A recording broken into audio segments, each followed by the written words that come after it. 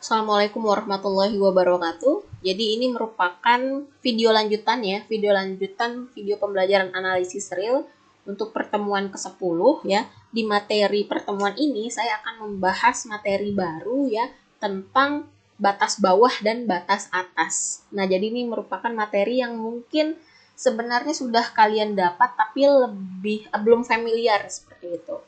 Nah, jadi di sini nanti materi ini merupakan materi pembuka untuk materi berikutnya ya.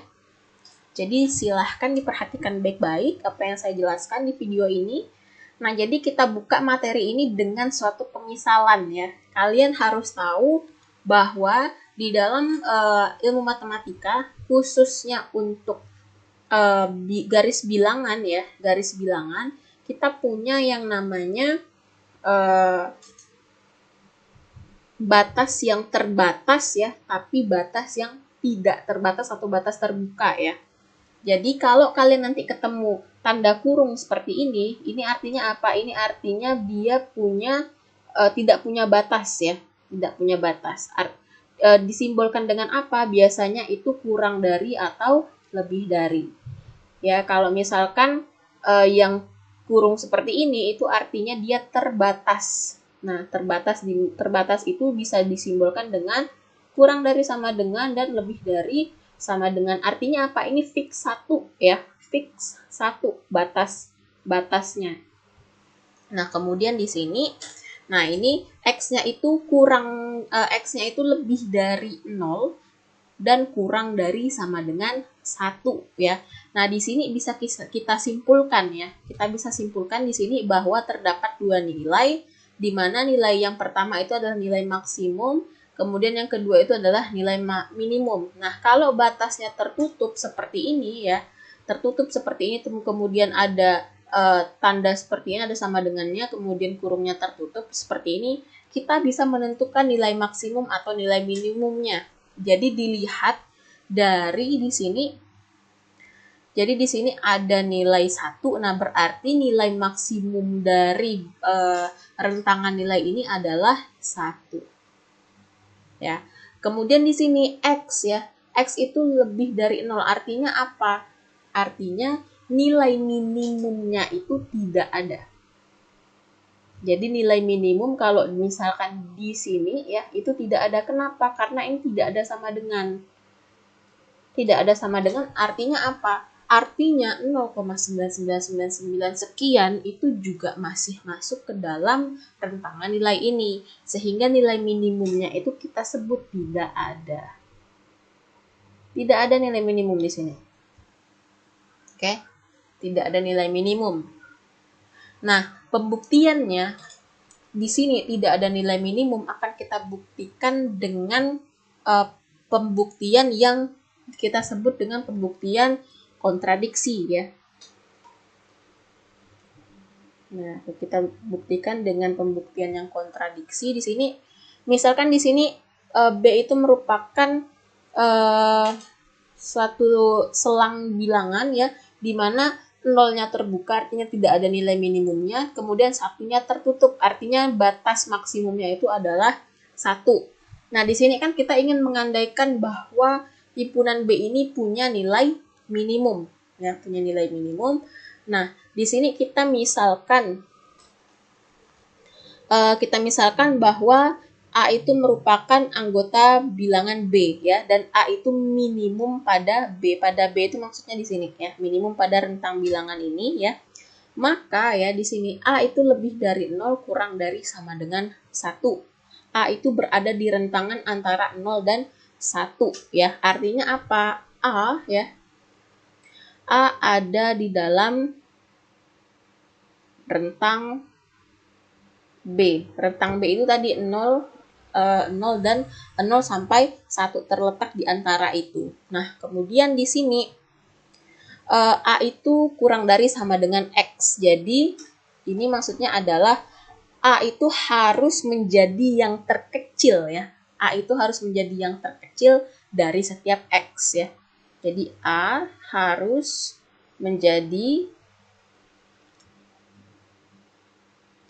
yang terkecil ya untuk setiap X. Nah, kemudian di sini ada semua X itu ada di dalam B.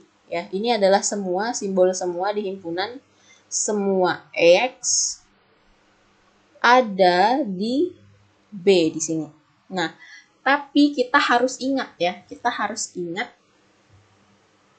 bahwa di sini kalau A-nya itu kita ubah menjadi setengah A ya, itu juga ada di dalam rentangan 0 sampai 1 ya. Misal ya, misal A-nya itu adalah 0,5 ya.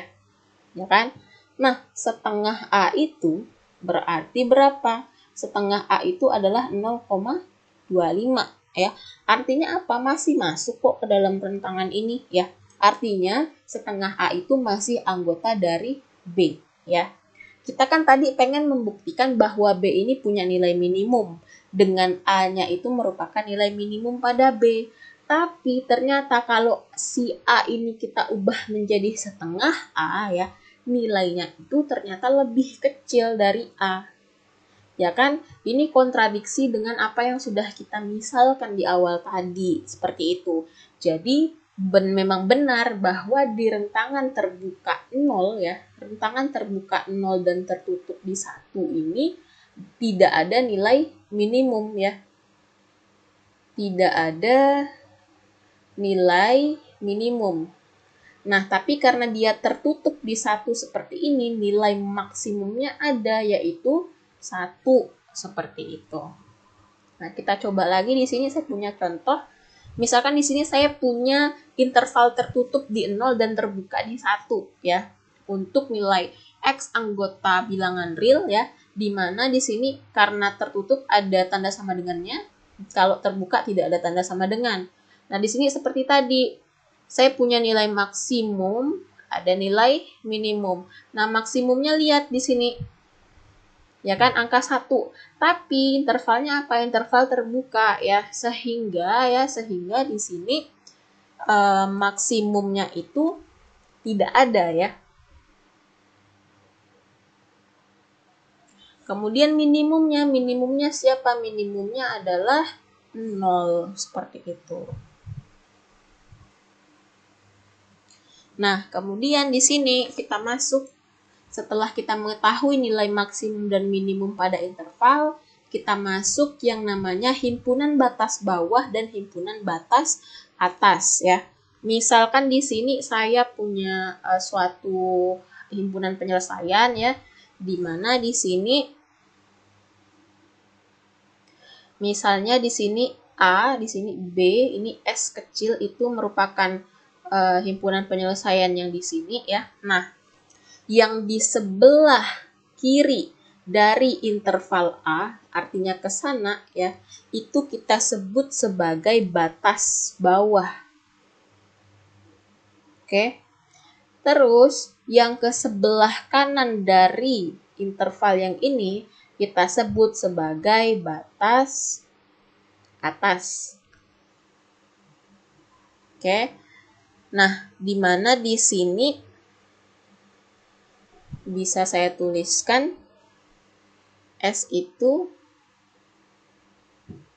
A, B di sini ya.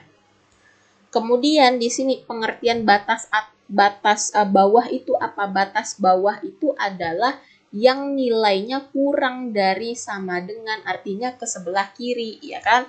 Karena kalau kita perhatikan garis bilangan ya, kalau kita perhatikan garis bilangan makin ke sana itu nilainya makin besar, ya kan? Kalau ke kiri sana nilainya makin kecil, ya kan? Nah, yang si makin kecil ini menjadi batas bawah. Makanya di sini dia X kurang dari sama dengan. Kemudian yang ke sebelah kanan, ya ini dia menjadi batas atas, X lebih dari sama dengan S. Nah, itu adalah pengertian secara interval ya. Pengertian secara interval.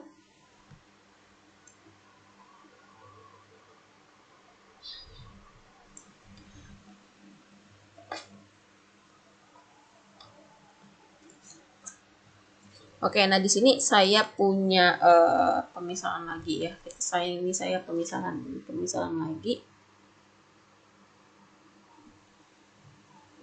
Nah, di sini misal tadi saya pakai contoh yang di atas saja ya. Tadi saya punya yang pertama itu,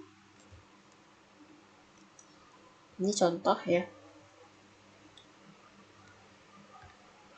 Ini contoh. Misalkan tadi saya punya itu S ya, tadi di sini yang terbuka itu di 0, kemudian yang tertutup di 1 ya, yang tertutup di 1 ya. Nah, di sini bisa kita tentukan ya, bisa kita tentukan batas bawah ya. Jadi di sini kita ingin menentukan himpunan batas bawah.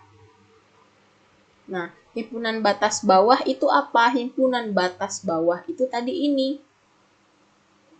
Oke, himpunan batas bawah tadi itu ini. Himpunan batas bawah kita lihat ya. Nilai terkecil dari 0 dan 1 itu adalah 0. Ya kan? Himpunan terkecilnya itu adalah 0 sehingga bisa kita tuliskan di sini ya, batas bawahnya atau himpunan batas bawahnya itu apa? Jadi ini S sama dengan X anggota bilangan real ya, nih sesuai pengertian yang ini ya. Sedemikian sehingga X kurang dari sama dengan, nah di sini ada 0 ya. Di sini ada 0 kurang dari sama dengan 0. Nah, kemudian himpunan batas atasnya. Nah, itu S sama dengan ya X anggota bilangan real ya. Kemudian apa? X lebih dari sama dengan S katanya. X lebih dari sama dengan siapa? X lebih dari sama dengan 1 di sini. Ya kan? Karena apa? Kalau saya gambarkan ya, kok saya gambarkan yang nomor 1 ini ya di sini. Nah, ini di sini saya gambarkan kalau dia himpunan terbuka, dia nolnya itu dia tandanya seperti ini. Ini tidak dibulatkan penuh. Tapi kalau dia himpunan tertutup, dia wajib dibulatkan penuh. Itu tandanya ya, itu tandanya. Nah, ini dia bilang di sini dari 0 sampai 1. Kenapa saya tahu itu 0 sampai 1? Karena ini tadi. Nah, ini. X anggota bilangan real ya, di mana himpunan penyelesaiannya itu dari 0 sampai sama dengan 1 ya. Saya tahunya dari situ. Jadi ini merupakan himpunan ininya. Nah, tadi saya bilang yang sebelah kiri yang ini ya, ke sana, ke sebelah kiri ya, itu merupakan batas bawah. Ya kan? Kemudian yang ke sana itu artinya apa? Batas atas. Seperti itu. Walaupun di interval yang ini ya, nilai minimumnya itu tidak ada, tapi dia punya batas atas dan batas bawah. Kenapa? Karena dia punya nilai 0 di sini, kemudian ada nilai 1 di situ. Walaupun dia tidak ada nilai minimum, tapi dia punya batas bawah dan batas atas. Nah, saya kasih contoh yang kedua. Yang kedua, misalkan S ya, tadi itu dia tertutup di 0, terbuka di 1 ya. Nah, ini bisa saya tuliskan ya himpunannya. X anggota bilangan real ya, sedemikian sehingga ini nanti seperti ini. Nah, seperti ini ya. Kita bisa tentukan juga himpunan batas bawahnya ya. Jadi himpunan batas bawah. Himpunan batas bawahnya apa? Himpunan batas bawahnya itu sama ya. Himpunan batas bawahnya S ya. Ini juga saya gambarkan.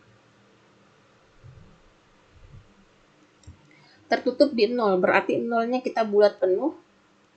Terbuka di 1. Nah, seperti ini. Nah, seperti ini dia. Oke. Nah, himpunan batas bawahnya kemana? Ke sana, ya kan? Ada nih himpunan batas bawahnya sama seperti nomor 1 tadi. Dia itu S sama dengan X anggota bilangan real ya. Kemudian X kurang dari sama dengan 0. Kemudian himpunan batas atasnya. Nah, itu S sama dengan ya, sama juga X anggota bilangan real X ya. Ke sana ya kan, batas atas X lebih dari sama dengan 1 seperti itu. Tapi juga tadi di sini dia tidak punya nilai maksimum ya, tidak punya nilai maksimum. Kenapa? Karena ya di sini tulisannya X itu lebih dari 1. Kalau X lebih dari 1, ya kan, ini ke sana itu kan X lebih dari 1, ya kan. X lebih dari 1 kita nggak tahu nih berapa. Ya kan? X lebih dari 1 bisa saja X tak hingga, ya kan? Atau X-nya 1000, 20.000, ya kan? Intinya dia lebih dari 1.